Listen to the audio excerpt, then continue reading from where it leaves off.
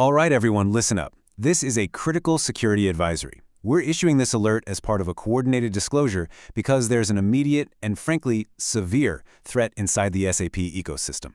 Our only goal here is to give you the intel you need to protect your systems. So let's get right into it. First things first, and I need to be crystal clear about this, we are tracking an active threat. This is not some theoretical exercise or a bug that might be exploited someday. This thing is already a trending CVE in threat reports, which means the bad guys are absolutely aware of it. For any system that isn't patched, the window for exploitation is wide open right now. So, because of that, our guidance is simple and non-negotiable. The only action you need to be thinking about is patching your systems immediately.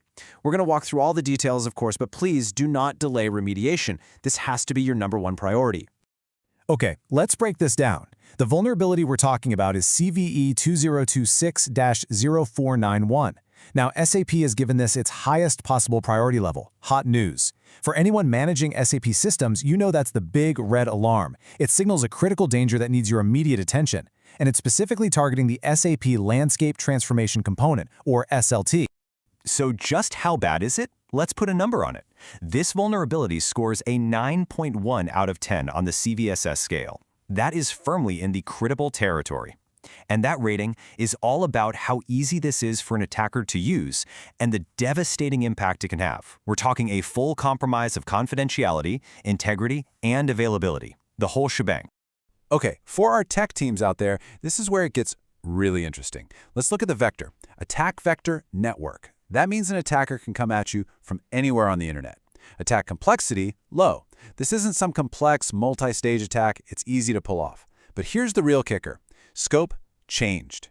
What that means is a compromise of this one little component doesn't stay contained. No, it's a beachhead. It lets an attacker break out and pivot across your entire SAP landscape. So, how does this actually work?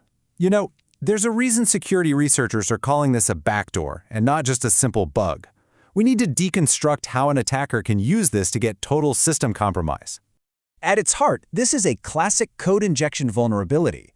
The flaw is in a function module inside the SAP Landscape Transformation component that can be called remotely. Think of a remote function call, or RFC, as a special hotline between systems. Well, this hotline fails to check the ID of the person calling, allowing an attacker to just inject their own malicious code. We're talking custom ABAP or even direct operating system commands. And this really says it all. This isn't just our assessment. Across multiple independent analyses, the consensus is clear. This isn't a mistake or an oversight. It's functionally a built-in mechanism for compromise. An attacker who gets the right credentials can use this to set up shop inside your network, creating a hidden, persistent presence right inside your SAP environment. So, picture this. How does an attacker actually use this? The kill chain is terrifyingly simple. Step 1, they get their hands on admin credentials. Phishing, credential stuffing, another vulnerability, it doesn't matter how. Step 2, they use those credentials to call the vulnerable function. Step 3, they just pass their malicious code right into it. And boom, Step 4, that code runs with the highest privileges and they've achieved full system compromise. It's that fast. For every CISO watching, this is the slide you need to pay attention to. The blast rate here is huge, especially if your organization is doing any kind of data migration, like moving to S/4HANA. An attacker could be silently changing financial data while it's in transit. They could sabotage your operations. They can plant backdoors that will follow you into your brand new system. The impact on your data's integrity and your compliance with rules like GDPR or SOX, well, it's nothing short of catastrophic. Okay, we've talked about the problem. Now let's get to the most important part of this entire briefing, the solution. And given how severe this is, the fix SAP provided is, well, it's decisive. That's why we're calling it the nuclear fix. These are the actions you have to take. There is only one solution here, folks. You must apply SAP Security Note number 3697979. That's it. This is the official patch from SAP that completely neutralizes this vulnerability. And just so there is absolutely zero confusion, let me quote directly from the advisories. There is no workaround. You can't just change a setting or block a port and call it a day. The only way to shut this door for good is to apply the patch, period. And what's really telling is how SAP fixed this. This wasn't your standard patch where they add a little bit of code to check for bad input. No, they completely removed the vulnerable function module. They just deleted it. That action alone should tell you everything you need to know about how dangerous and fundamentally broken they considered this piece of code to be. So, for all the basis teams out there, this is your checklist. The vulnerability is in the DMIS add-on component, which is what powers the Landscape Transformation tool. If you are running any of these versions here on the screen, from the 2011 releases all the way through 2020, you are vulnerable. Please go verify your component versions right now. Look, we get it. In a complex enterprise environment, patch immediately isn't always possible in the next 5 minutes. So if you're stuck waiting for a maintenance window, what can you do right now? Let's talk defense and how you can hunt for any signs of compromise. If you absolutely cannot patch today, these are your emergency shields. First, get this into your emergency patching process. Make it happen.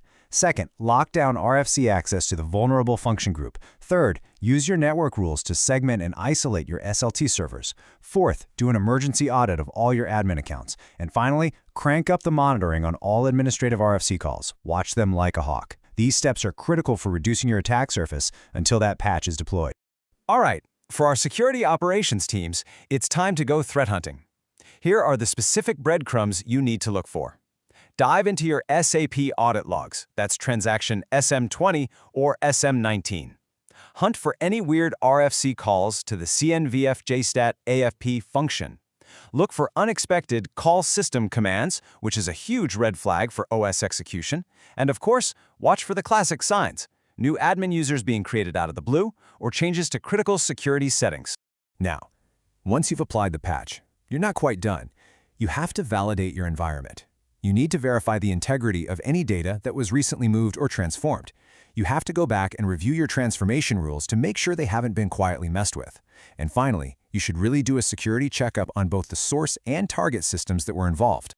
You might be wondering why we're telling you all of this now in this way. It's important to understand this is all part of a process called coordinated vulnerability disclosure. It's an ethical framework where researchers, the vendor, in this case SAP, and the public all work together to manage risk responsibly.